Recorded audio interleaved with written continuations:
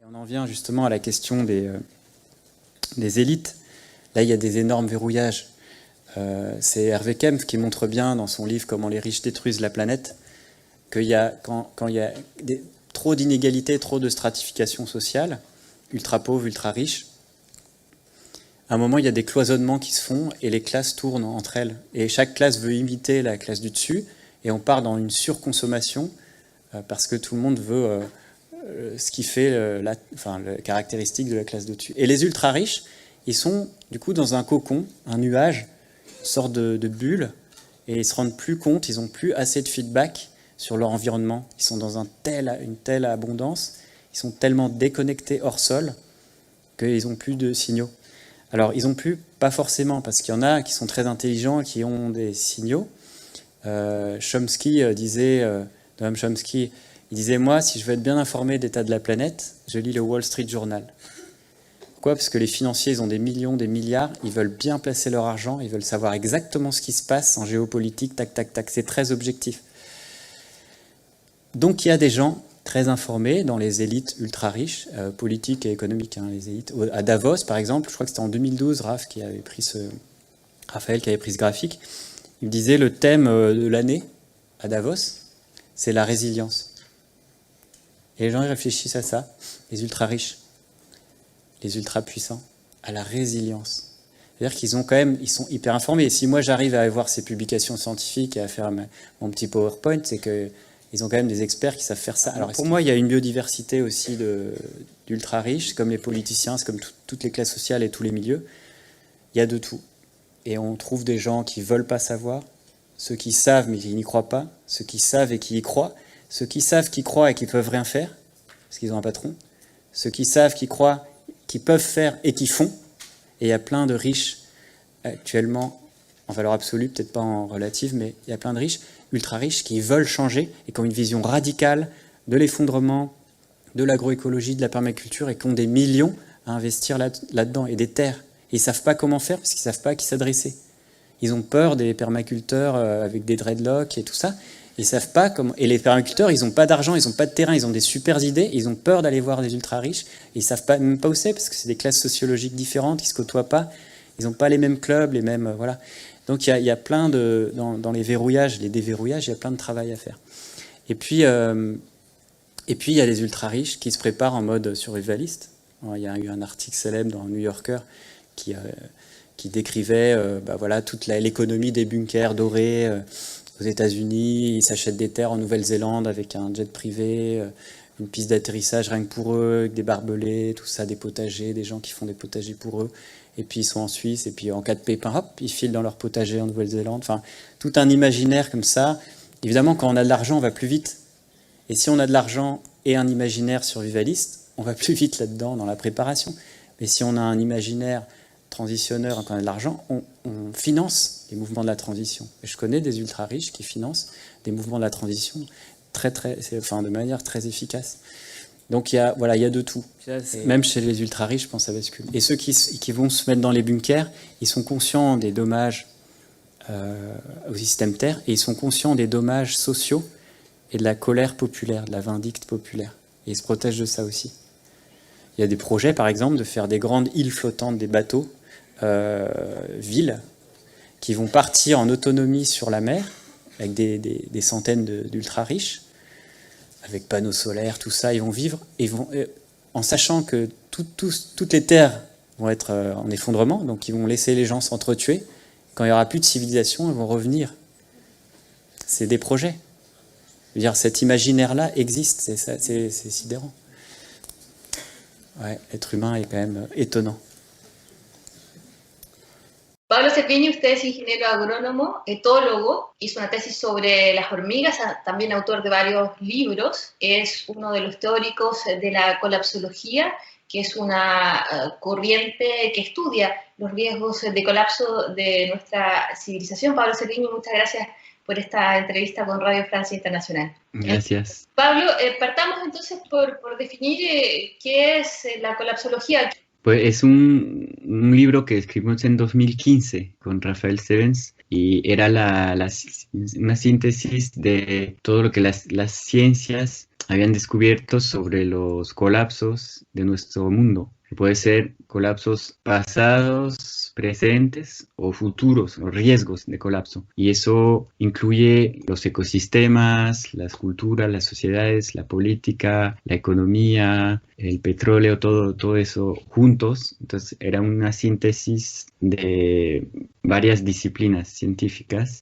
Es la base. Es el intento de racionalizar esta cuestión del colapso. Estamos viviendo un periodo bastante complejo, estamos en plena pandemia, acabamos por lo menos en Francia de salir de una cuarentena bastante larga. ¿Es esta pandemia un signo de ese colapso, el primer paso de ese colapso? Bueno, puede ser, porque no conozco el futuro. Entonces yo veo la pandemia como una etapa de un posible colapso sistémico general de nuestra civilización, nuestras sociedades. Pero la pandemia mostró también que el colapso de nuestros ecosistemas, que es diferente, puede ser frenado. O sea, podemos mejorar los ecosistemas rápidamente si los dejamos tranquilos. Entonces es muy interesante esta pandemia como un ejercicio de preparación a este siglo, porque va a haber otras pandemias, otros riesgos, otros desastres.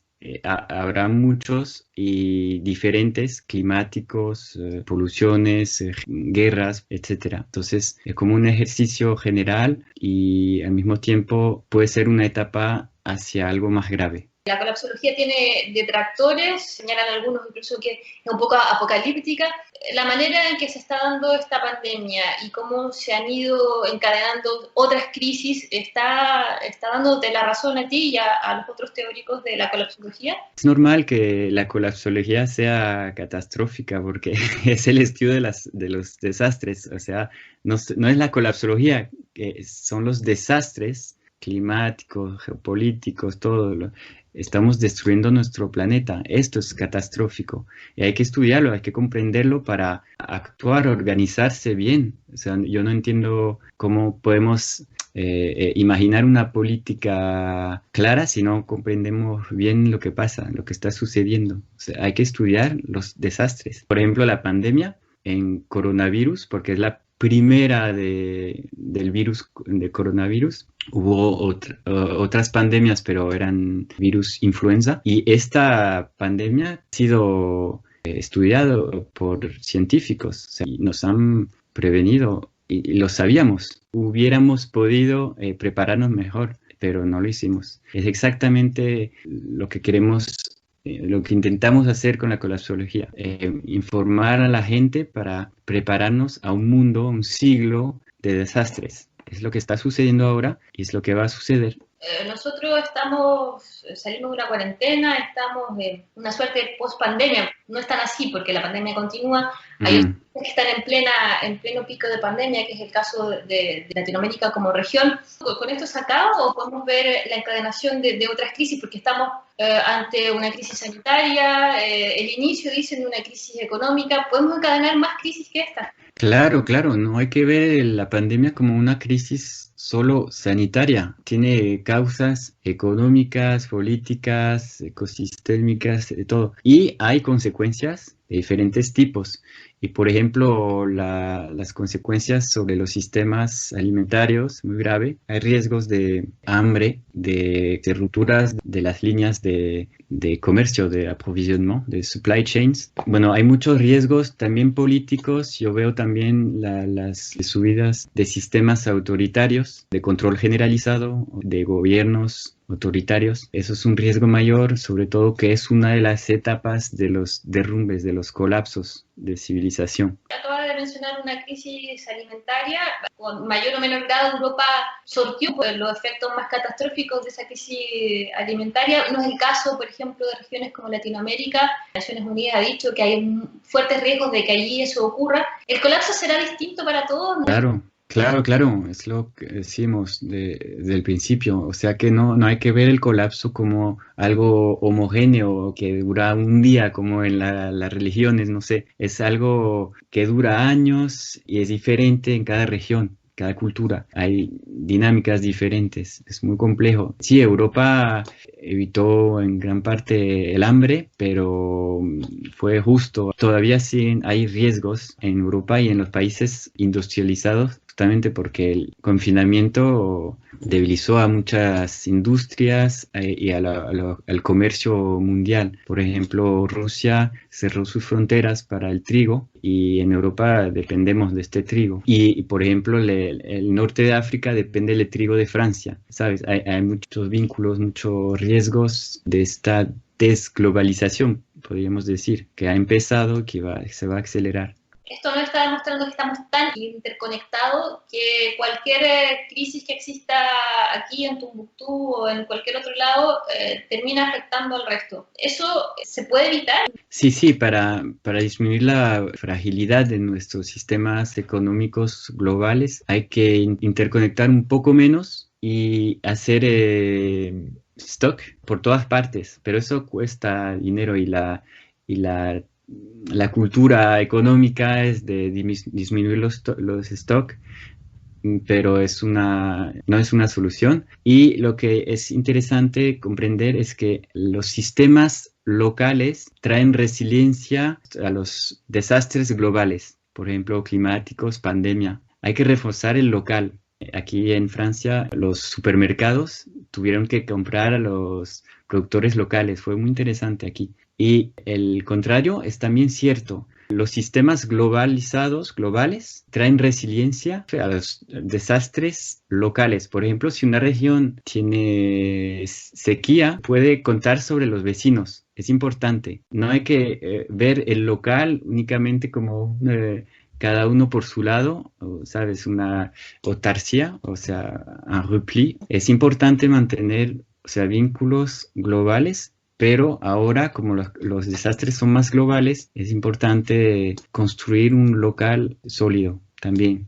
Hablando de las respuestas a ese posible colapso, por lo menos esta pandemia quedó algo demostrado que los países que resistían un poco mejor eran los que tenían más apoyo del Estado, lo que el Estado garantizaba más ciertas cosas más básicas, lo contrario a lo que ha pasado con otros países en donde el Estado no tiene mayor intervención. ¿Esa es una pista? Es muy interesante, no sé si es un modelo, pero muestra que las políticas neoliberales de destrucción de los servicios públicos no funcionan. Tenemos que cuidar estos sistemas sociales, muy importante para la resiliencia y para los pueblos. La segunda cosa es que los gobiernos se dieron cuenta que tienen un poder más grande que lo que creían sobre las empresas, las transnacionales. Eso es interesante. El problema es que trae un riesgo de autoritarismo y de control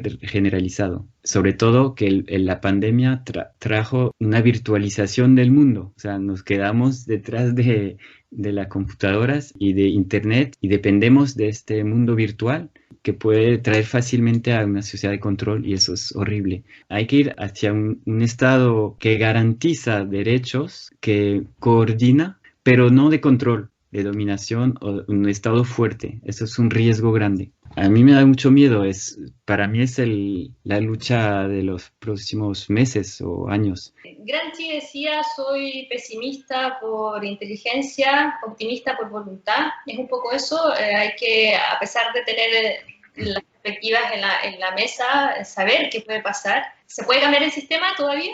No sé, pero si no lo cambiamos, se va a colapsar. Creo que se puede cambiar el sistema, los sistemas, no hay un sistema, pero cuando veo los jóvenes ahora, esta generación de Greta Thunberg, es increíble cómo parecen ya bien conscientes de esos desastres y es como si estuvieran en guerra. Hay una conciencia de adultos, mucho más adultos que los adultos.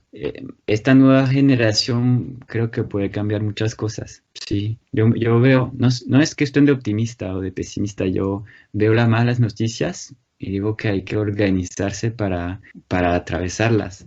La tempestad, este siglo va a ser difícil y hay que organizarse, no hay otra manera. No es pesimismo ni no es optimismo, es realismo, vamos a decir. Última pregunta, Pablo. ¿Esta pandemia nos sirvió un poco para abrir los ojos, nos demostró que esto es más tangible de lo que mucha gente pensaba.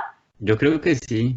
Claro que observamos el consumo que va a volver porque estuvimos forzados a no consumir, entonces como drogadictos tenemos que consumir de nuevo, pero es una ola, creo.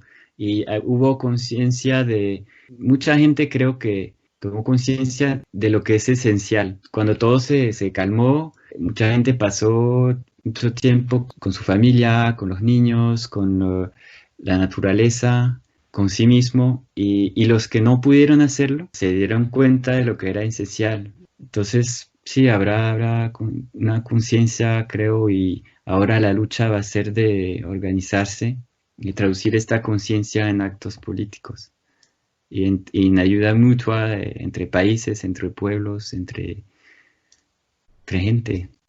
Pablo Cerviño, muchas gracias por esta entrevista con Radio Clase. Un placer, muchas gracias. Gracias. En cualquier caso, a partir del momento en que plantearon el concepto colapsología Pablo Cerviño y Rafael Stevens, pues ellos han continuado con su reflexión, con la publicación de otros libros o otro fin del mundo es posible, o los orígenes de la catástrofe, planteando siempre pues, este problema que adquiere una centralidad en este momento, es decir, la conciencia de que se está en una situación límite que se puede caracterizar de muchas maneras, y una de ellas es la que han emprendido ellos dos. Pablo viene de una tradición de militancia política, su formación es de ingeniero agrónomo, vive ahora además en el campo, en el centro de Francia, un poco más arriba de Valence, y de doctor en biología, pero siempre su presencia ha sido activa y implicándose en los problemas y en las cuestiones de una sociedad como la nuestra. Me parece que era muy interesante en este momento escucharle a él cómo reflexiona a partir de esta categoría de colapsología, cómo reflexiona a partir de la experiencia que estamos viviendo en este momento y a partir desde el momento en que ellos lanzaron este concepto polémico, los debates que se han generado posteriormente. Muchas gracias, Pablo, por estar aquí con nosotros y, en fin, espero que no es la primera vez, pero no será la última. Encantado de tenerte aquí y ahora te toca a ti. Muchas gracias, Josep. Muchas gracias, Josep. Muchas gracias. Estoy mucha emoción venir aquí en Barcelona. No imaginaba conocer la ciudad antes del fin del mundo. Disculpe por el idioma, entendí casi todo lo que dijiste en catalán y voy a intentar hablar español porque si mi idioma es el francés por mi padre, mi madre es colombiana, entonces para es un desafío, tengo que hacerlo en español, pero si tengo problemas, cuento sobre ti y también Álvaro que está aquí. Gracias Álvaro de ARPA Ediciones. Muchas gracias a Palau Macaya, la Escuela Europea de Humanitats, de invitarme, y la Caixa. Hace 2 años que no hago conferencias y quería como venir aquí porque es nuevo la cuestión de la colapsología en España. En Francia hace años este libro, estoy aquí para hablar de este libro, Colapsología, lo escribimos en 2014. O sea, antes del COVID, antes de todo eso. Y fue un éxito, fue una sorpresa el éxito. Fue un éxito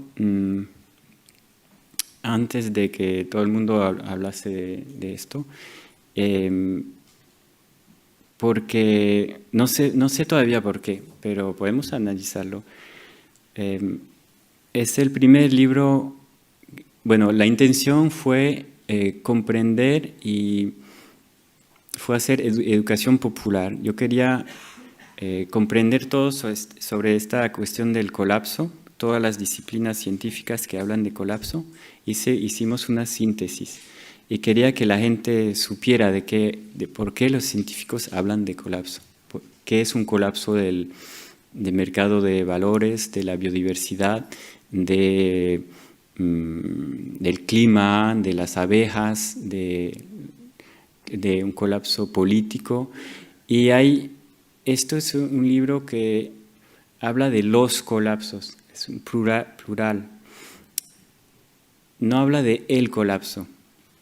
Es una diferencia importante. Y intentamos con este libro entrar en la complejidad, en salir del mito del fin del mundo y del apocalipsis de las películas de Hollywood y entrar en realmente dar herramientas conceptuales a la gente para que pueda entender el mundo. Y, o sea que es muy científico, pero está escrito con, voy a decir, para todo el mundo, ¿no? Se lee fácilmente. Y la gente lo vio como un libro científico. Y se dijo, y con una editorial muy seria en Francia. Y era la primera vez que una editorial seria hablaba de este tema y la prensa fue muy respetuosa. No decía, bueno, no se reía como el apocalipsis maya o el calendario maya o no sé. Es muy fácil burlarse de este tema y queríamos algo serio. Y la prensa lo vio como algo serio. La gente también, y nuestra intención no es dar miedo o asustar, al contrario, era cómo podemos juntos domesticar el miedo, porque yo tengo miedo. Cuando leí todos esos artículos científicos, hasta lloré. Yo soy ecólogo, etólogo, estudié el comportamiento animal y tenía todas esas cifras de la biodiversidad, del clima, y al mismo tiempo que leía todo esto, nacieron nuestros 2 hijos. Entonces decidí salir de la universidad, du métier, de oficio de investigador, y ir al contacto de la sociedad, de las clases sociales, de los sectores de actividad, de la gente, para hacer educación popular. Yo pienso que cuanto más gente se prepare o cuanto menos riesgos va a haber. Lo vimos con el virus, el COVID. Los países que creían a la posibilidad de un virus, pues se prepararon mejor que los países que no lo creían. Aquí en Europa no lo creíamos porque no teníamos experiencia, no lo vivimos. Ahora sí ya tenemos el próximo virus y va a haber otros. Espero que estemos más listos, pero el problema de nuestra época es que no creemos lo que sabemos. Los científicos saben muchas cosas de los colapsos, de los desastres, y no los queremos creer. Este libro es una síntesis de lo que sabemos y una invitación a creerlo, a tomarlo en serio. Y creo que funcionó. O sea que en 3 años, 2015, 2018, tocó el medio intelectual, ecologista, urbano y de izquierda. Porque antes nosotros existía les survivalistas. El movimiento Ya, pero es más que sobrevivir, es un movimiento, bueno, survivalista. Es un movimiento de gente que se prepara para sobrevivir. Eso, es un movimiento de gente que se prepara para, bueno, esto es haciendo, bueno, para sobrevivir, pero con au niveau matériel, quoi, a faire des stocks. Ellos tenían un libro que tuvo mucho éxito en 2011, o sea, sabían, y está cerca de la extrema derecha. Entonces, la izquierda y el medio intelectual, un poco serio, académico, no creía en esta posibilidad y no quería creerlo porque la gente de extrema derecha estaba en este tema. En nuestro libro abrió el tema a este público, o sea, un público muy, muy más abierto. ¿Qué dice el libro? Que hay varios colapsos, pero dos nos preocupan sobre todo, son sobre todo los colapsos sistémicos. Y dos colapsos sistémicos pueden ocurrir ahora. El colapso de nuestra sociedad, nuestra civilización industrial o termoindustrial, es decir, que consume energía fósil, petróleo, carbón, gas natural, por un lado, y el colapso de la biosfera. Hubo estudios increíbles en el 2012, por ejemplo, donde los ecólogos y científicos de clase mundial en la revista Nature decían que estamos cerca de un umbral que de la posibilidad, como destruimos el planeta, y si llegamos a 50% de destrucción del planeta, algo simple, pues habrá un umbral de un efecto de bucles de retroalimentación y de boule de neige, de efecto dominó, que va a convertir el planeta en algo donde el ser humano no podrá vivir. O sea, es el fin de la especie humana y de muchas especies. Y estábamos a un poco más de 40%, o sea que muy cerca de este umbral. Fue un terremoto y los periodistas del mundo entero hablaron del fin del mundo para dentro de poco. No me acuerdo de las expresiones, pero fue un terremoto psicológico. Y entonces, colapso de la biosfera, de los ecosistemas, colapso de la civilización. La paradoja que descubrimos con Rafael, es que si queremos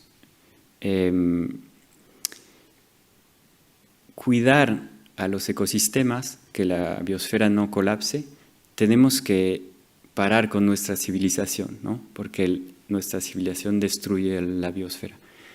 O sea, tenemos que dispararnos en el pie y parar con el crecimiento económico, parar con el extractivismo, parar con todo eso. Es decir, contractar nuestra economía hasta hacerla colapsar, porque no está hecha para el decrecimiento. Es como un cohete. El cohete está hecho para acelerar. Si dices en el medio de la aceleración, llamas el cohete, Houston, ahora, disminuye la velocidad y vuelve a la base. No está hecho para eso el cohete. No podemos estructuralmente, por ahora, decrecer. Entonces tenemos que colapsar nuestro sistema para preservar la biosfera. Si queremos preservar nuestro sistema económico ahora, para evitar muertos, caos político, social, para que la gente siga trabajando, empleos, todo eso, pues vamos a seguir destruyendo los ecosistemas. Y va a colapsar al final, y colapsando, pues va a destruir nuestra civilización porque no podemos vivir sin ecosistemas. O sea, tenemos que escoger entre colapso o colapso. Y esto nos dio un sentimiento de impotencia, de terrible. Y Rafael tenía también un bebé a esta época y decidimos, escribir este libro para compartir como dije, con todo el mundo. Y se me olvidó lo que quería decir, perdona. Y en la conferencia hicimos muchas conferencias. La gente salía llorando. Durante 2 o 3 años había 1 o 2 personas, 3 que salían llorando. Y todas esas cifras, porque lo decíamos muy bien, con gráficos, con PowerPoint, todo esto era muy limpio. Vimos que las cifras no hablaban a la cabeza, sino tocaban el corazón. Entonces empezamos a hablar con el corazón, realmente, de miedo, de ira, de tristeza, de duelo de nuestros niños. Y la gente habló también de eso. Cuando yo llego con un informe del GIEC y cifras del clima, nadie puede levantarse y decir, yo no estoy de acuerdo, no, solo puedes pasivamente escuchar y hacer. Pero cuando llegas en una conferencia y hablas de, yo tengo miedo, tengo niños y no quiero que el mundo se convierta en una película de Mel Gibson, de Mad Max o de zombie. La persona aquí puede levantarse y yo también, pero tengo otra película y yo tengo niños y yo siento esto y podemos hablar. Con los afectos, las emociones, podemos empezar a construir juntos. Y desde luego las cifras entran y la gente empieza a creer estas cifras. Lo sabían, pero ahora lo creen. Y el efecto de las conferencias también fue que la gente se dio cuenta que no estaba sola con el libro. Es muy difícil leer solo el libro y dejarlo en la cama por la noche y dormir. Tienes que compartirlo. Y yo lo vi durante años. Después de una conferencia, es importante tener una cañita o algo, un bar, un restaurante y compartir. La gente necesita escuchar, necesita hablar, necesita sacar lo que tiene aquí en el corazón. El problema es que, y es una, joie, una alegría. Gracias, es una alegría ver que hay 200 personas, 300, 1000 personas que comparten esto. Entonces hay como una alegría, sí puedo decir esto, es raro, pero es extraño, así es. Y la gente que lee el libro solo en su habitación tiene mucha emoción y quiere compartirlo, entonces va a ver su familia, a su marido, a sus niños y le dice, lee este libro, sí, porque va a haber un colapso y empiezas a convencer y al final la gente no quiere saber. Nuestra intención con Rafael, con Gautier, con los investigadores y que tratan de este tema no era convencer, era compartir. Yo tengo cifras y tengo emociones, vengo a compartir. Y es un consejo que doy a mucha gente. Cuando descubres todo eso, no quieres quedarte solo, entonces quieres convencer a la gente y es mejor compartir. Es un pequeño cambio, pero cambia muchas cosas. Bueno, entonces vimos que durante esos 3 años se convirtió en un éxito, pero en el medio intelectual y ecológico. En el 2018, en el verano, agosto, en Francia, no sé si os acordáis, hubo la dimisión del ministro de la Ecología y de la Transición, Nicolas Hulot, que fue un terremoto en Francia. Realmente la gente era el superministro de la ecología, la persona preferida de los franceses, y tenía un ministerio enorme, mucho poder, y dijo, después de un año, no puedo, no se puede cambiar las cosas, me voy. Y en Francia, como cayeron las máscaras, no sé si se dice así, aquí, y nunca mejor dicho, y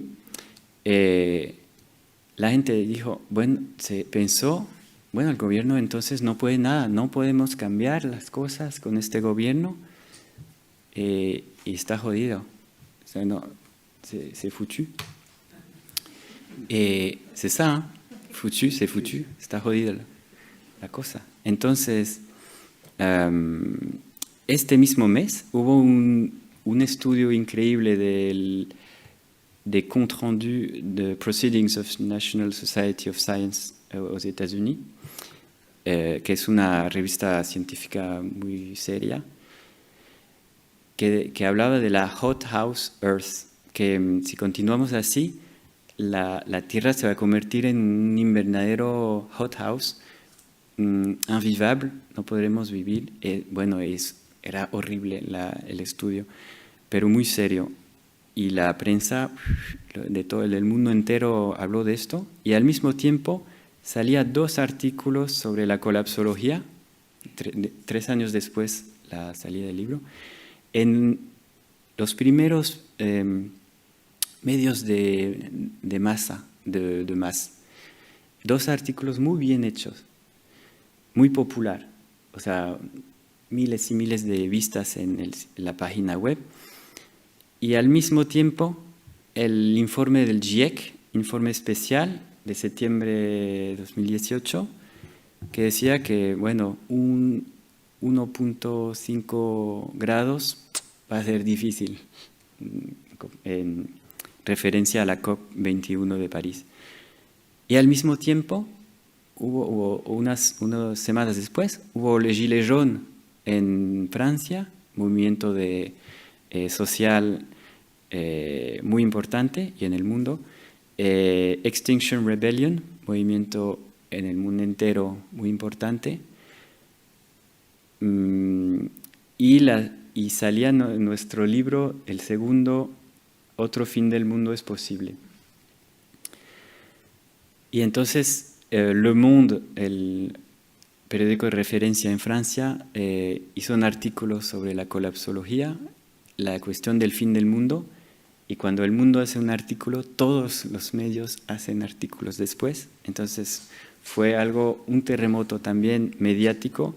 Yo hice muchas entrevistas y salió del círculo de los ecologistas y de los intelectuales del antropoceno. Fue desde luego un éxito popular y pasamos de 30.000 ventas a 100.000 muy rápidamente. La cuestión del fin del mundo estaba en el aire, pero no solo en Francia, en el mundo entero. Fue cuando Greta Thunberg hablaba a Davos y a la ONU, los incendios en Amazonas, en Australia, estaba en el aire. Y poco a poco los colapsos, la complejidad de la ciencia se transformó en el colapso. Aquí hablamos de los colapsos que han pasado, que están ocurriendo, y los riesgos de lo que va a pasar, de los colapsos sistémicos que pueden ocurrir. En francés el título es Comment tout peut s'effondrer, cómo todo puede colapsar. Y se convirtió en el colapso, que va a ocurrir, que llega, el effondrement qui vient, como un mito que se despierta como un monstruo, y con esta certeza que va a ocurrir. Entonces la gente empezó a criticarnos. No podéis decir que c'est certain, que es seguro, gracias. No podéis decir que es seguro, hay una incertidumbre. Sí, claro, lo decimos. No, pero no. Y la gente fue irracional.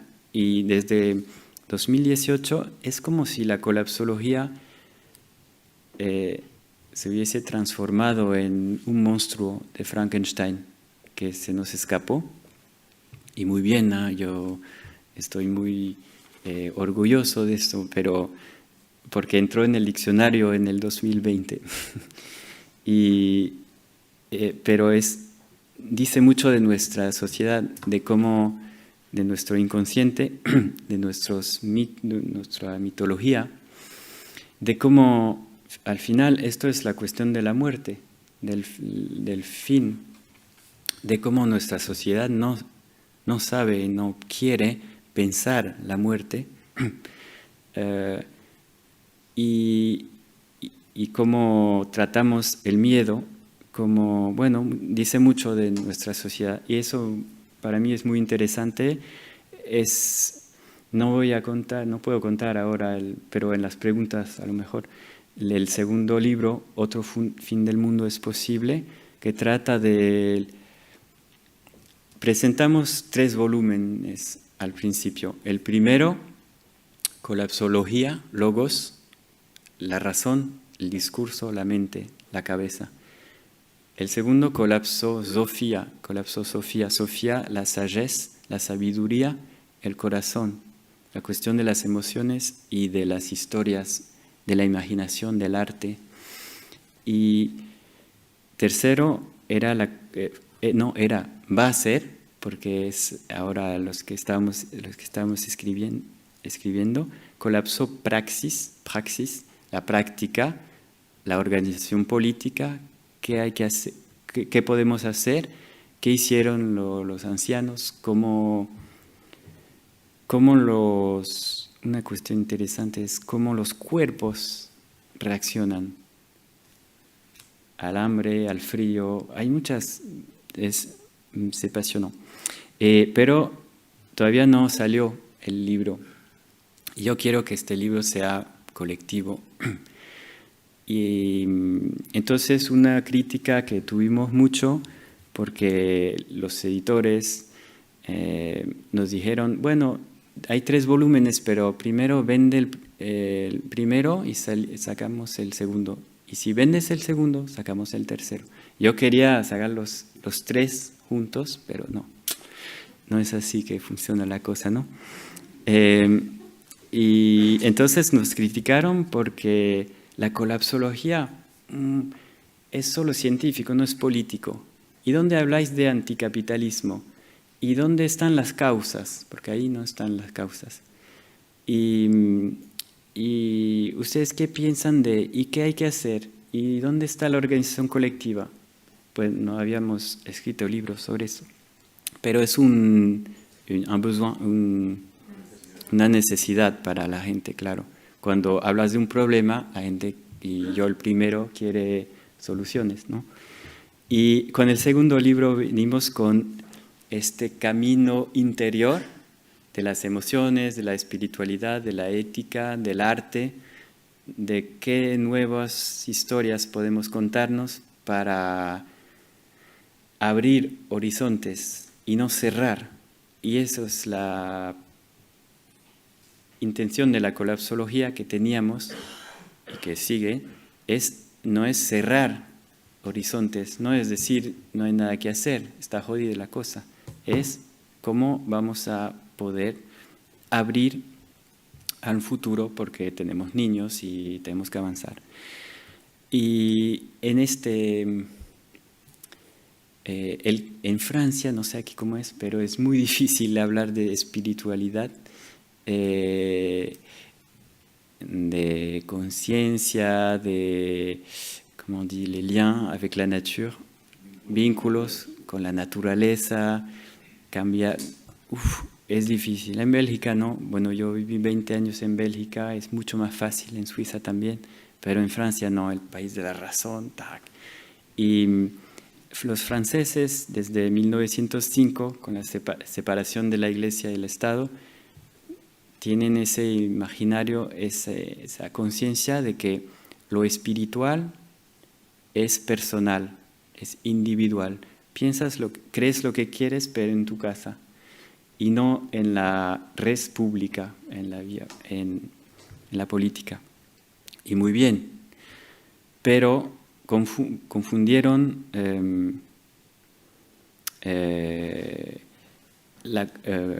no confundieron, sino el mensaje que era el nuestro, que hay que hacer historias comunes juntos.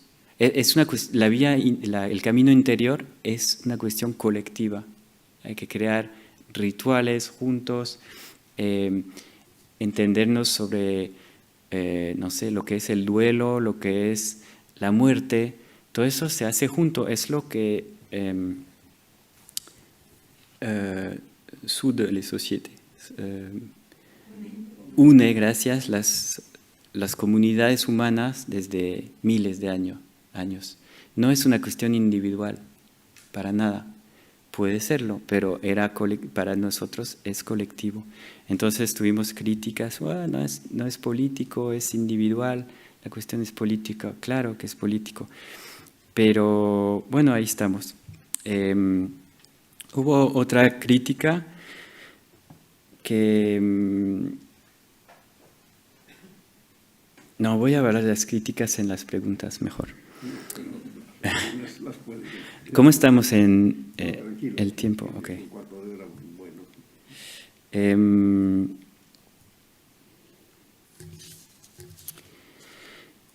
El corazón de este libro es una paradoja del filósofo Jean-Pierre Dupuy en Francia, que inventó el concepto de catastrofismo ilustrado, catastrofisme éclairé. Y dice que él dice muy bien que no creemos lo que sabemos, y inventó esta paradoja que dice, si el desastre no es seguro, pues vamos a convertirlo en algo seguro, vamos a hacer como si estuviese seguro, y así ganamos la posibilidad que lo pudiésemos evitar. ¿Esa? Comme il est certain, on va l'éviter. Es una paradoja. Lo consideramos como seguro, desde luego podemos evitarlo. Si no lo miramos, si no miramos la pared que viene, pues nos vamos a estrellar. No sé si tenéis eso en España, sobre una red de informe del tráfico, se llama Bison Futé en France, y Bison Futé, te dicen por la radio, este sábado hay vacaciones, va a ser sábado rojo o negro o naranja, porque hay mucho tráfico. Y Bison Futé hace previsiones, o sea, sábado negro, quiere decir que temen que va a haber mucha gente. Entonces la gente dice, sábado negro, yo no salgo, entonces no hay trancones, o sea, atascos. O sea que cuando dices que va a suceder, pues no sucede. Hay una autorrealización negativa, si puedo decir así. Es exactamente la intención, la postura de la colapsología. Mirar enfrente los desastres y tomarlos en serio. Claro, sin tomarnos a sí mismo en serio. Por eso al principio inventamos la palabra colapsología y nos reímos. No sé si habéis inventado una palabra un día, pero siempre empezamos a reírnos. Es cómico inventar una palabra. Y lo hicimos, nos reímos. ¿Cómo podemos llamar esto? Effondrementisme. Bueno, no, jajaja. Colapsología, jajaja. Y lo pusimos ahí. Y se volvió serio con los científicos, con la prensa, con la gente que dice, es exactamente lo que necesitamos, pero no nos tomamos en serio. El serio es la época que lo tomó en serio. Y todos los desastres que vinieron desde 2015 entran en esta historia. El colapso, la colapsología, el colapso es una historia. Es una palabra que mueve muchas cosas en nuestro imaginario. Es una historia que une a cifras que vienen de todos lados, a desastres, a noticias, y se une en algo que cuenta algo, una historia. Nosotros, los humanos, somos animales de historias. El crecimiento infinito es una historia. El decrecimiento es una historia. El renacimiento es una historia. Yo como biólogo no puedo concebir, no puedo imaginar un colapso sin renacimiento. No tiene sentido. En la naturaleza todo es ciclo, todo renace. Y para mí esto era la descripción de una fase del ciclo. Y yo vi que la gente no era obvio para la gente. Entonces ahora paso mucho tiempo estudiando las otras fases y me encantaría, por ejemplo, escribir un libro sobre cómo renace, cómo todo puede renacer. Y es importante porque lo vimos en el primer confinamiento el año pasado. Cuando dejas la naturaleza tranquila, renace los delfines, los pájaros, todo renace bastante rápido. Es una buena lección, es una buena noticia. Bueno, hay muchas cosas que hacer para abrir las perspectivas, los horizontes. Hay trabajo que hacer en política, que puede ser yo no tengo respuestas, o sea, tengo unas, pero todavía no me convencen. Y cómo gestionar las crisis, cómo preparar un colapso sistémico. ¿Podemos prepararlo? Es una pregunta. ¿Qué pasa si que el primer ministro o el presidente dice, vamos a prepararnos a un colapso? Pues va a provocar un colapso de los mercados de valores que él justamente quería evitar. También hay paradojas y cerrojos por todas partes y preguntas interesantes. Entonces, ¿qué podría ser una política de colapso o de renacimiento? Desde el COVID pienso que veo, pero no tengo cifras, la gente cree en la posibilidad, o sea, siente y ve que hay un riesgo sistémico. Fue nuestro mensaje principal. Hay riesgos sistémicos globales. ¿Y qué hacemos? Pues yo descubrí una cosa que nunca leí en los libros, pero a lo mejor está, que para protegerse de riesgos locales, de desastres locales, por ejemplo una sequía aquí en Cataluña, pues nos organizamos de manera global. La globalización permite comercio, permite enviar ayuda a Cataluña, etc. ¿Vale? Desastres locales, la resiliencia pasa por el global, pero l'inverse es vrai, para protegerse de desastres globales hay que invertir en el local. Y esa es la clave. Y lo vimos, yo lo viví con mi familia y los vecinos durante el primer confinamiento en Francia. No había supermercados, ¿cómo íbamos a comer? y nos organizamos con el alcalde, con los vecinos, con el barrio. Fue muy interesante. Hubo también mucha alegría, la joie de compartir, de ayuda mutua. Fue interesantísimo. Entonces, la propuesta es equilibrar un poco menos de globalización, un poco más de local. Y no digo que hay que hacer todo local, pero porque los desastres continuarán a ser locales y globales. Y para acabar, hay un chantier, una obra muy grande que son las historias. En este libro hacemos una invitación a los artistas. Decimos que la mitad del trabajo, de la transición, de un renacimiento o lo que sea, va a ser, tendrá que venir de los artistas. Tendrá que inventar historias, cuando digo artistas, películas, libros, de román, de novelas, cómics, lo que sea, series. Y me hablaron hoy mucho de la serie Colapso. No sabía que era un éxito aquí en España. Y los realizadores, los que hicieron la película, son 3 amigos jóvenes, unos genios de la película, del cine, y que me entrevistaron para este libro en una cadena YouTube que se llama Thinkerview en Francia.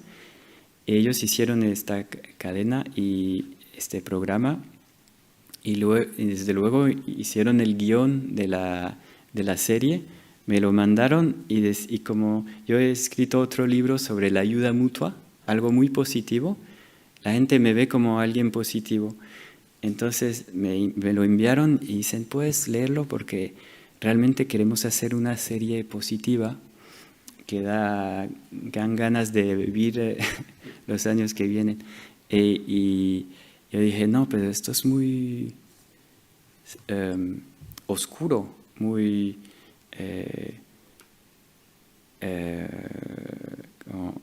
no pesimista, sino sí oscuro. Y entonces añadimos ayuda mutua. No sé si quién vio la serie. Uy, sí. Mira, sí, lo has visto. Ya, impresionante. Es genial. Es una obra maestra para mí. Y de verdad es una de las obras cinematográficas que habla de colapso más positivas que conozco. Pero el miedo se convirtió en el personaje principal y comió a todo el resto. O sea, nuestro cerebro tiene la capacidad de ver el miedo y de hacer el tema, de convertirlo en el tema principal. Es muy interesante para mí. Creo que hay un libro que hacer sobre el miedo y la reacción al miedo. Es la clave. Y lo que veo ahora es que hay una diferencia muy grande entre los mayores y los jóvenes en la reacción a este libro, por ejemplo. Los jóvenes salen movilizados con este libro y los mayores es mucho más difícil. Dicen, esto sabíamos, o está jodido. Está jodido, es muy fácil decir eso, es muy fácil. Es muy fácil también decir, tout ira bien, todo irá bien, va a salir bien. Y la colapsología es este camino estrecho entre está jodido todo y todo irá bien. Y es una cuestión de historia. Entonces la gran obra ahora es una cuestión de artistas. ¿Qué historias vamos a contar a nuestros niños? Bueno, gracias. Me paro aquí.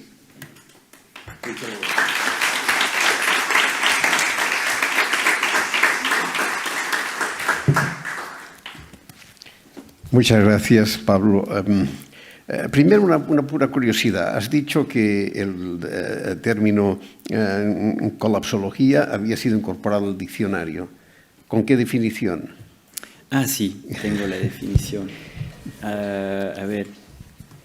Era vuestra la definición. Sí. La copiaron bueno, literalmente. Lo escribimos en 2014, ya no O me sea, la acuerdo. vuestra, digamos. Sí. Esta es la que ha ido al diccionario. Sí. Y todo el mundo... A ver, ¿cómo era? No, primero quiero hablar de la definición del colapso, porque hay varias definiciones. Los arqueólogos hablan de la reducción de una población en un territorio. Bueno, es útil para la arqueología, pero no es muy útil para nosotros. Y tomamos la definición de... Hay varias, pero la de Yves Cochet, que es un ex ministro del Medio Ambiente, de Ecología en Francia, hizo la preface, el prefacio, sí. Postfacio, y dice: el colapso es el proceso por el cual las necesidades básicas, agua, comida, ropa, vivienda, etc., dejan de ser proporcionadas a un coste razonable a una mayoría de la población a través de servicios legalmente regulados. O sea, es una definición muy concreta, muy encarnada.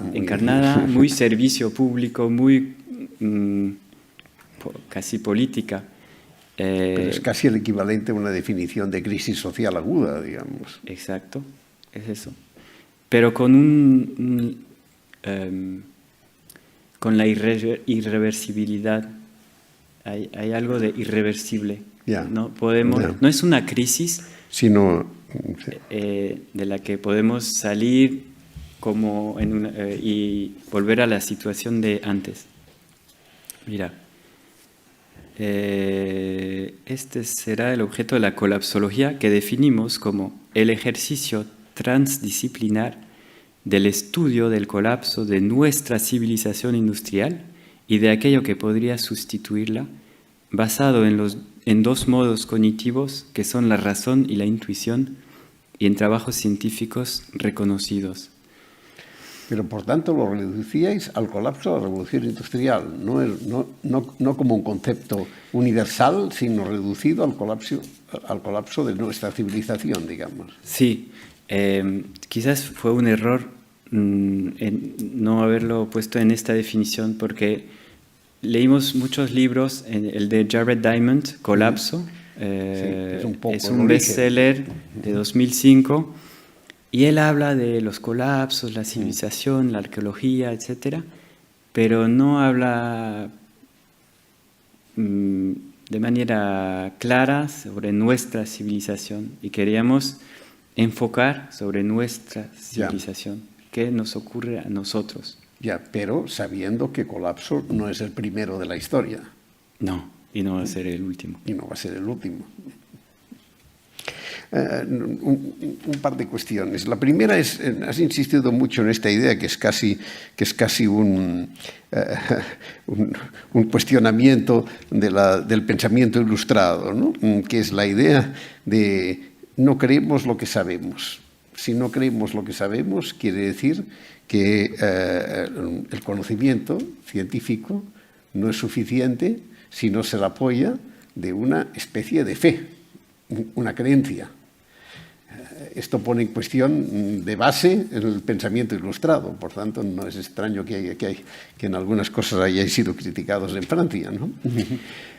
Ya. ¿Cómo se entiende este vínculo, creer y ciencia? Creo que no es solo una cuestión de fe. Hay muchos, los llamamos aquí cerrojos, que impiden creer. Los datos. Asumir los datos. Eso. Hay cerrojos individuales, por ejemplo, el hecho que la gente no quiere saber, la gente no entiende muy bien.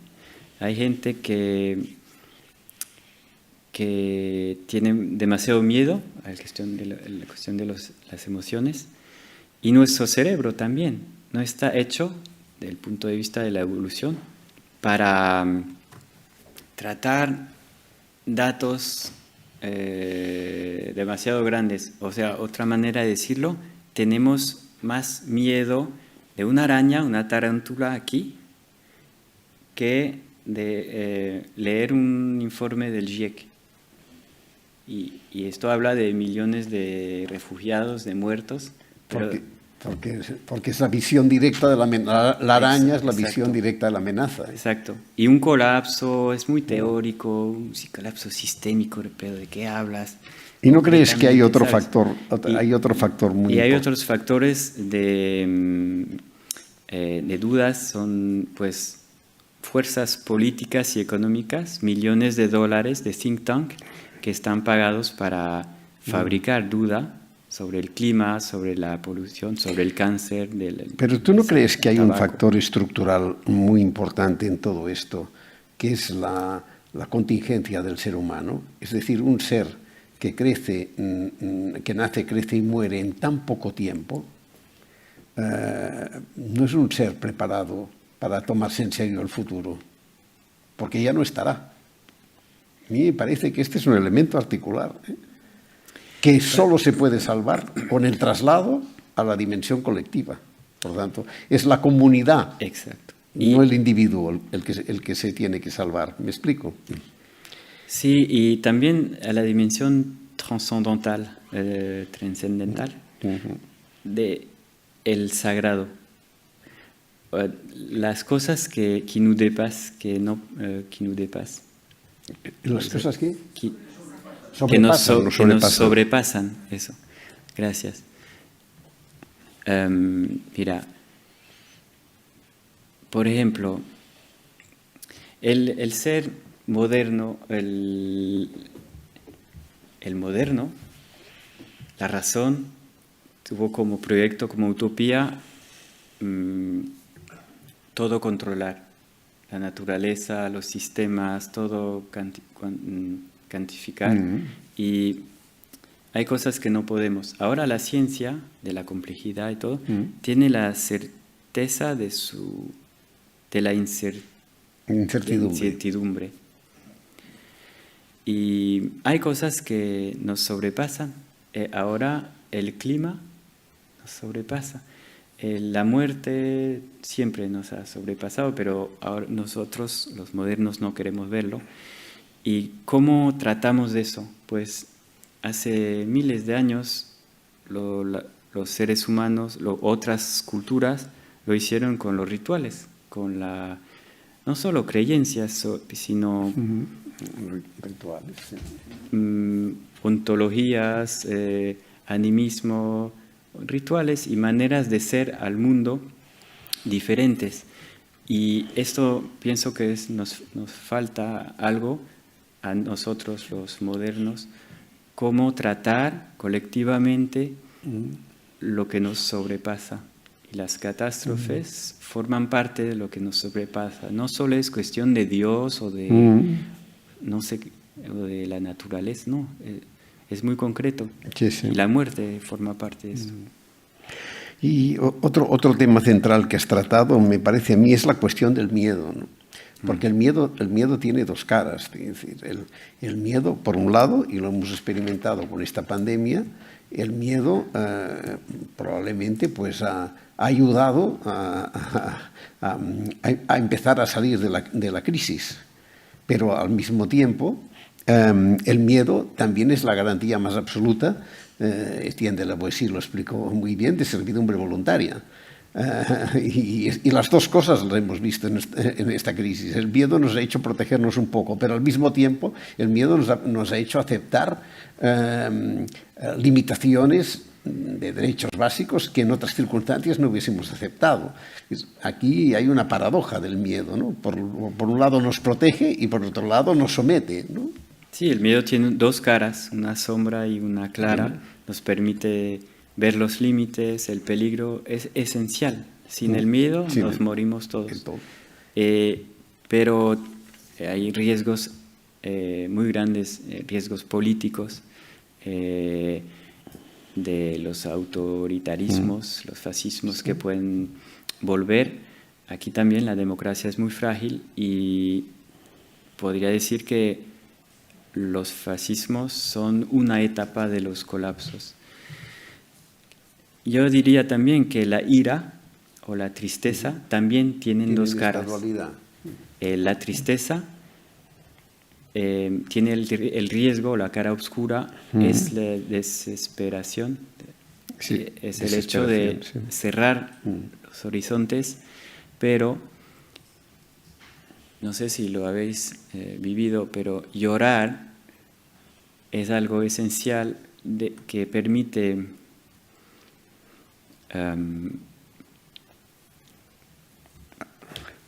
hacer vínculos fuertes con una persona y tourner la page. De algún modo libera, digamos, ¿no? Libera, limpia, no sé, algo que muy detrás es muy alegre. Hay algo, bueno, no sé, esencial. Cuando ves a alguien, yo viví mucho esto en una conferencia, un hombre mayor, ingeniero, se levanta y empieza a hablar de cifras. No, usted dice tanto megawatt de no sé qué, de energía. Yo no estoy de acuerdo, es la política, tiene ira. Y está en la mente. Cuando se levanta otra persona y dice, bueno, yo tengo niños y usted lo que viene a decir, y se pone a llorar. El primero, tienes solo quieres una cosa, es contradecirlo. La mente se para y las emociones juntan. Quieres la persona que se levanta y llora, solo quieres abrazarla. Eso es muy, muy, muy importante tener eso en cuenta. Y la ira también. Mira, la ira puede ser insurrecciones, o sea, políticamente es muy peligroso. Y por otra parte, es el motor de Extinction Rebellion. Es el motor de esta juventud que dice es ahora o nunca. Tiene un slogan que dice, la firma de Extinction Rebellion, c'est amour et rage, amor y rabia, ira. Y dicen también, que es muy bonito, quand l'espoir meurt, l'action commence. Cuando la esperanza muere, empieza la acción. C'est magnifique. Y después ya, acabando ya, a mí me ha parecido muy interesante estas tres etapas que tú has señalado, ¿no? Primero el análisis racional, para decirlo así, después la intervención del arte y después la política, ¿no? Claro, esta dimensión del arte no es una dimensión que la tengamos muy asumida, ¿no? Y en cambio es verdad que de alguna manera puede ser central, ¿no? ¿Quién nosotros? La sociedad, digamos. La sociedad. Bueno, mi experiencia es que en los dos medios que conozco bien es los científicos y un poco los activistas, el medio político. La verdad es que nunca hablan de emociones y se prohíben hablar de esto porque no es científico, no es objetivo. Tengo una historia, es que un amigo periodista me dijo que había entrevistado una persona muy, no voy a decir el nombre, muy alta en el GIEC. El panel intergubernamental para el cambio climático, el GIEC. IPCC en inglés, en español también, IPCC. Bueno, el top de climatólogo. Y lo entrevistó, es un profesor de universidad muy famoso, ¿no? Y él se viste en gris y habla de cifras muy objetivas. Y Y al final le pregunta, ¿pero qué dice usted a sus estudiantes, sus alumnos? Y se para y se empieza a llorar, pero llorar como un niño. Y el periodista no sabía qué hacer, entonces mira sus pies, está muy très gêné y espera. El señor se seca las lágrimas y continúa las cifras. Y le dije al amigo periodista, ¿y lo pusiste en tu entrevista? Es genial, o sea, es un scoop. Y dije, no, ¿qué va? No, ¿y qué dijo? ¿Lo hablaron después? ¿Lo abrazaste? No sé. No, nada, no hablamos. ¿Qué? Bueno, es muy interesante ver cómo metemos esto, lo escondemos y cómo es un mensaje increíble de ver a alguien del IPCC llorar. Sí. Y no queremos verlo. Qui s'incorpora a la conversa? Qui vol començar? Yo tengo una pregunta. Un momento.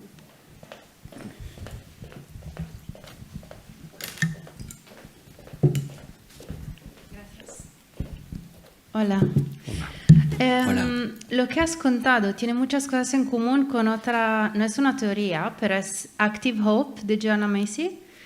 Y nosotros hemos hecho un taller en nuestro coworking para invitar a la gente a mirar juntos lo que hay y llorar, básicamente. Pero es muy difícil invitar a la gente normal, como pueden ser mis padres, a abrirse a este nivel. Y entonces me pregunto cómo sugieres que la sociedad lo haga, este proceso de duelo. Y después del duelo decir, vale, pues yo quiero hacer algo. No sé si tienes alguna, porque queremos hacer más, pero es muy difícil encontrar gente que quiera pagar incluso para atravesar ese proceso de duelo y luego querer levantarse a hacer algo en su pequeño mundo. Wow, gracias por esta pregunta.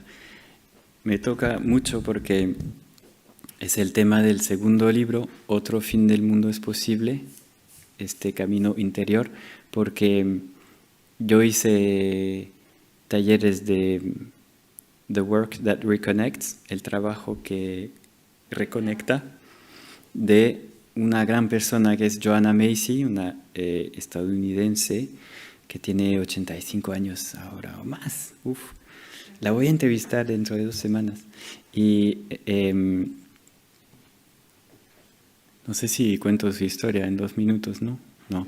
Bueno, la cosa es que ella hace 50 años que trata esta cuestión de los desastres y para ella la solución es hacer vínculos con nuestra persona al interior, las emociones, con los humanos, con los seres no humanos, animales, plantas, y con los que nos sobrepasa, lo sagrado. Y yo he animado, he organizado talleres de Joanna Macy y escribí libros con los que trajeron esta metodología aquí a Europa, en Bélgica, y es genial. O sea, te da confianza, resiliencia, fuerza, y lo hizo hace 50 años, 40, ¿no? 50, para ayudar a los activistas antinuclear, porque es un tema horrible que te destroza, que te mata y que te provoca burnout. Y ayudó a esto, y su hijo estaba ahí, y ayudó a estos activistas para darles fuerza y reconectarlo a algo más,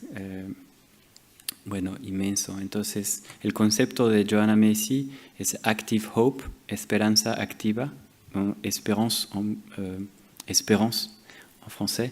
En español es Esperanza activa. Y la idea es que la esperanza no es esperar. Esperanza, hay una etimología de esperar, no es algo pasivo, no es, voy a esperar que me digan que el futuro va a ser feliz. Y si me dicen esto, pues voy a levantarme y pasar a la acción. No es pasivo. Active Hope es ahora, que haya desastres o no, hay una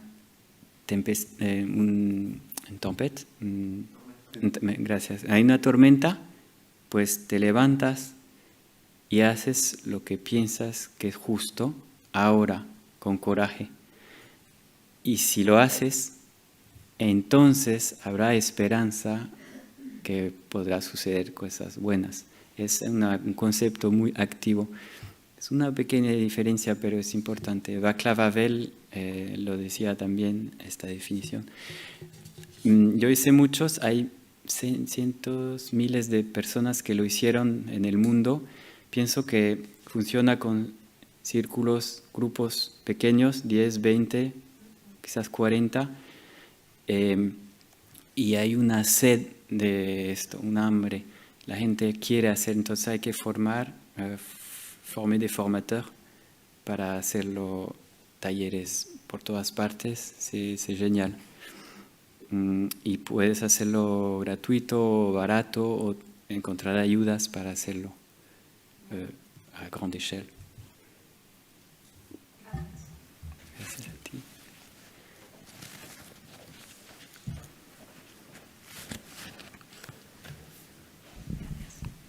Y hola, aprovechando un poco de la pregunta, con otros compañeros estamos haciendo efectivamente talleres para profes, educadores, educadoras, sobre emergencia climática. Y lo hacemos para que integren el tema de la emergencia climática y del colapso, un poco como inspirados también por el trabajo de la Joanna Macy, para que puedan integrar en sus clases ese tema. Y entonces, la grande pregunta, también hago talleres sobre emergencia climática a adolescentes y niños, y la grande pregunta es cómo hablar del colapso a gente que tiene 15, 14, 12, 8 años. O sea, es muy difícil. A mí a veces me entra un poco de miedo y también de no le puedo hablar de todo esto, es demasiado grande. Entonces, ¿por qué es difícil para ti?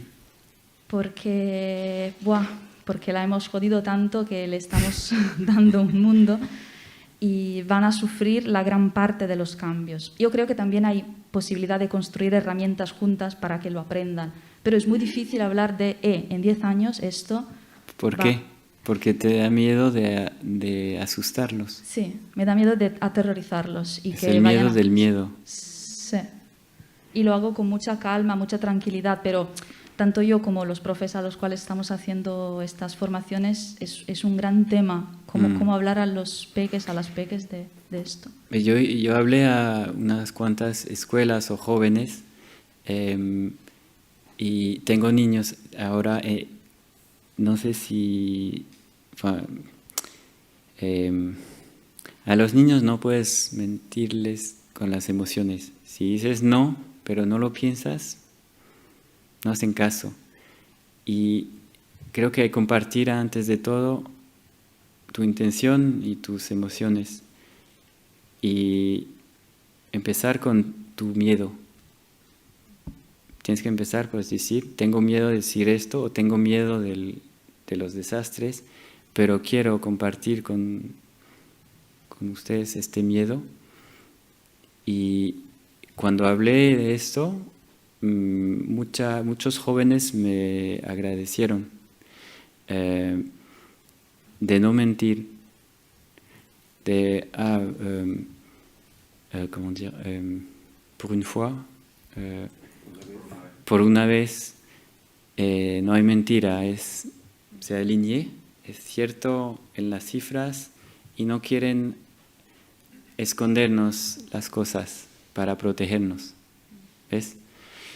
Y a los 15 años te puedes levantar y ir a la muerte. No sé, el gran filósofo Edgar Morin en Francia, que tuve la suerte de entrevistarlo y hacer una conferencia con él, tiene 100 años este año. Su primer acto político, me contó, fue llevar a los 15 años un paquete de Francia a la colonia Durruti. A los 15 años. Y luego a los, no sé, 19 o 20, algo así, entró en la resistencia en Francia contra los nazis. ¿Cuántos años tiene Greta Thunberg? 18 ahora. 16, 18. El Guy Moquet es un résistant en France. Tenía 17, 19 ans. Lo fusilaron. Los jóvenes tienen mucha energía y mucho más que lo que creemos. Hay un método genial que se llama la fresque du climat. No sé si conoces. Sí, y tengo amigos en Barcelona que hacen un taller para descubrir todas esas problemáticas sistémicas del clima, del colapso, etcétera, del petróleo, haciendo participar a la gente. Es como un método de educación popular genial, funciona muy bien, y con los niños también. Gracias.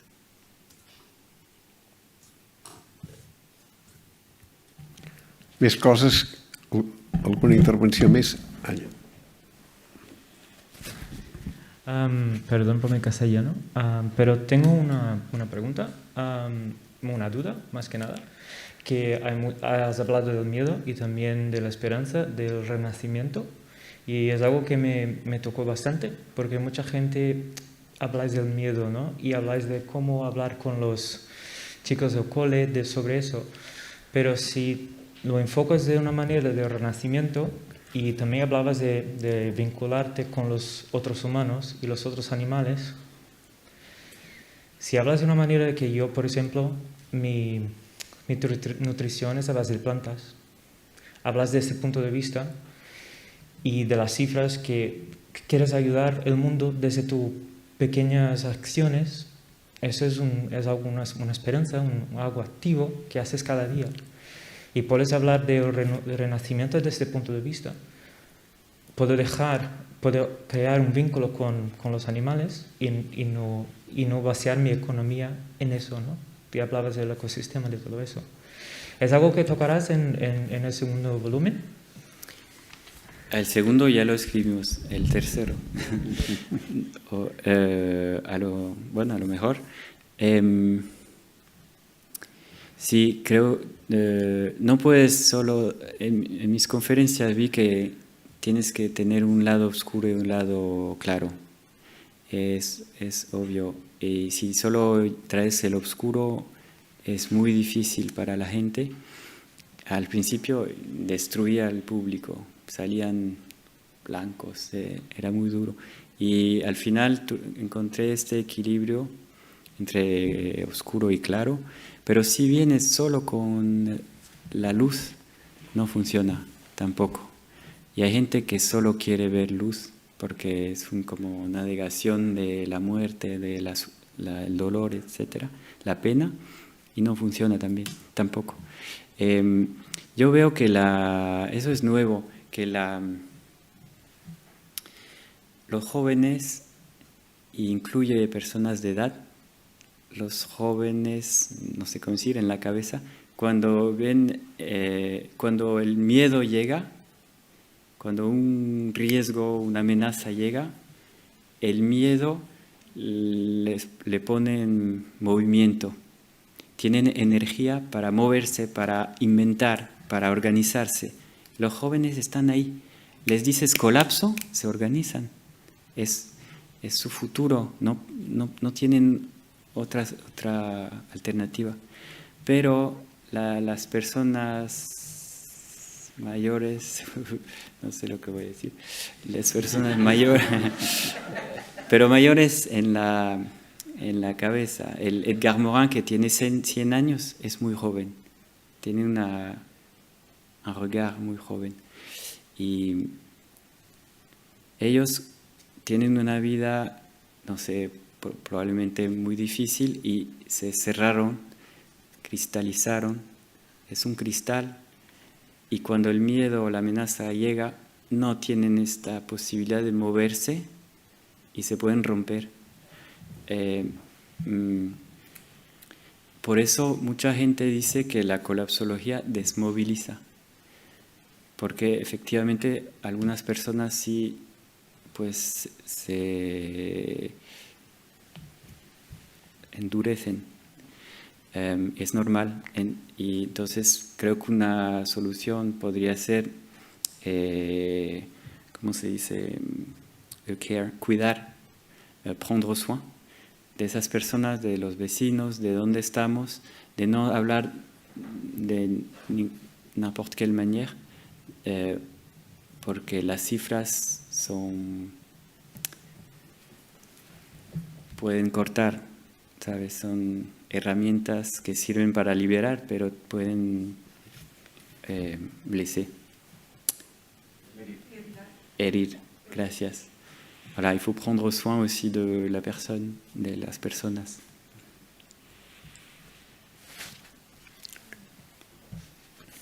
Lo mismo que un incendio. Si hay un incendio aquí, ¿qué hacemos? Debatimos, ¿es cierto, es seguro, es una incertidumbre o no? Nos organizamos, vemos quién es débil, vulnerable y vamos. Bueno, eso es la colapsología para mí.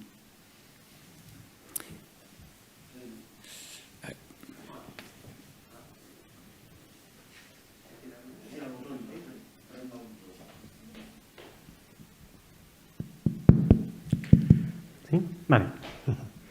Hola, muchas gracias por estar aquí y por compartir todo esto.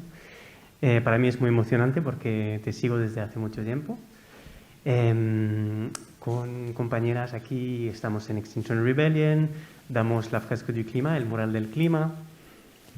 Estamos adaptando el juego Inventons nos vies bas carbone. Estamos intentando compartirlo, que sea una pandemia de conocimiento, ¿no? Pero yo tengo un caso de conciencia realmente, porque hablar del colapso es bastante tabú. O sea, hasta un cierto punto podemos hablar de los riesgos, ¿no? Podemos hablar de transición, esto está permitido, pero de colapso no. ¿Dónde? Con muchos de mis interlocutores, de la gente con quien hacemos la fresque, el mural, en mi colegio, con mucha gente con quien hablo, va a haber soluciones. O sea, decir que vamos a colapsar primero, antes de renacer, no. Y entonces tengo este caso de conciencia de a la gente le metemos un golpe de pala en la cara o hablamos de transición, de sostenibilidad, de los pasitos, la COP. Entonces, ¿qué hacemos? Tenemos que pasar por un acto violento, porque para algunas personas puede ser violento, ¿no? El conocimiento de estas cosas, ¿no? Entonces, y lo es. Y lo es, pero bueno, somos no violentos.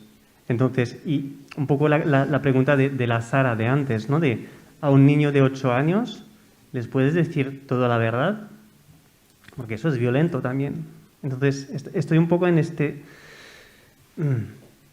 caso de conciencia de decir toda la verdad es violento, pero es necesario. O solo que nos quedamos con, bueno, pues concienciamos a todo el mundo y habrá una transición buena.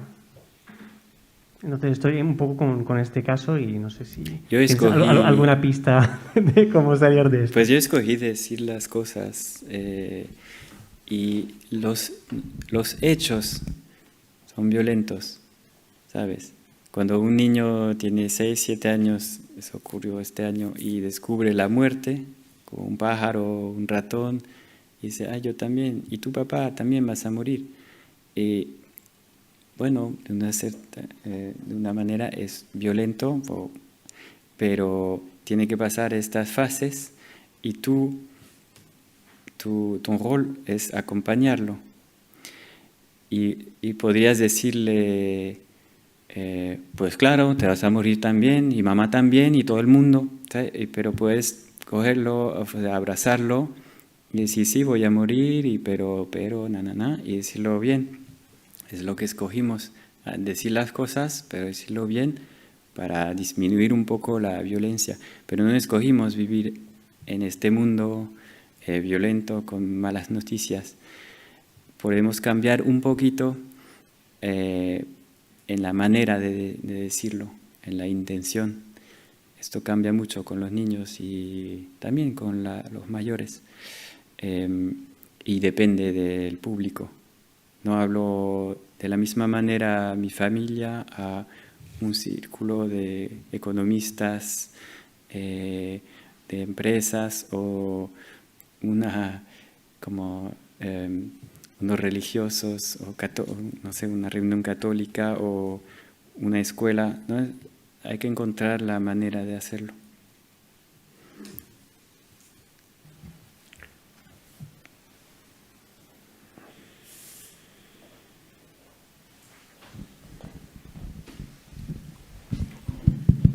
Buenas tardes, gracias por tu aportación. Yo quería plantear que los acuerdos de Kioto son la primera toma de conciencia del colapso. Y los acuerdos de Kioto ya están marcando un destino que con los acuerdos de París, en la Asamblea de París 2015... Kioto fue 97. Sí, correcto. En medio de este episodio sale tu primer libro del colapsología, y en estos momentos estamos empezando a salir de la era post-COVID, que no es más que una constatación de que el libro se convierte en profético, ¿de acuerdo? Por decirlo de alguna forma. El tema es que si ahora estamos saliendo del COVID y el momento actual hay una toma de poder por parte de las farmacéuticas, no es una falsedad lo que estamos viviendo, porque se está ignorando todo el tema de la colapsología. No estoy seguro de haber entendido la pregunta, pero dices que si las empresas farmacéuticas toman el poder, la historia de la colapsología Es como ignorarla, no están ignorando. lo pueden ignorar. Cada poder puede hacer lo que quiere con estas historias, pero ahora por lo menos en Francia, es tan popular que es difícil ignorarlo. Pueden atacar, pero ese es el monstruo que se nos fue. No sé qué le va a suceder. Es como un niño cuando se va, no sabe si va a morir o no, o si va a hacer grandes cosas. No sé qué responder a esta pregunta. ¿Tú sabes, Jorge? Son buenas las preguntas que no tienen respuesta. ¿Alguien quiere responder? Por si acaso. Son les 8 passades, si os sembla ho deixem aquí. Muchas gracias, Pablo, por haber estado con nosotros y seguro que habrá otra ocasión. Muchas gracias. Un placer, gracias.